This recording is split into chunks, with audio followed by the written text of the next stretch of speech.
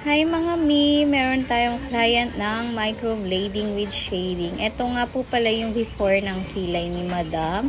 Then, dodrawingan natin yan bago natin simulan yung hair stroke. Ito po yung microblading hair stroke. Natural looking po siya. Hanggang dulo po yung ginagawa kong hair stroke mga mi. Yan. Then, pagtapos po niyan, bababaran po ulit natin siya ng anesthesia kasi babalikan pa po natin siya para mas luminaw yung hair stroke.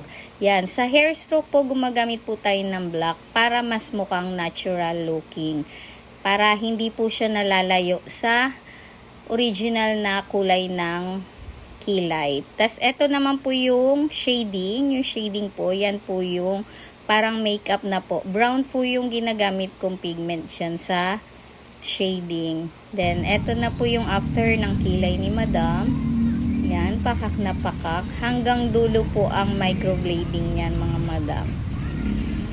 Yan, check natin maigi mga Madam. Yan, may hair stroke siya hanggang dulo. Para mas magmukha siyang natural looking.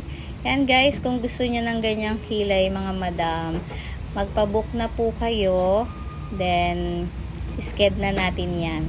Kaya tara na sa beauty lunch. Pag gusto nyo ay kilay nyo ay pack na pack.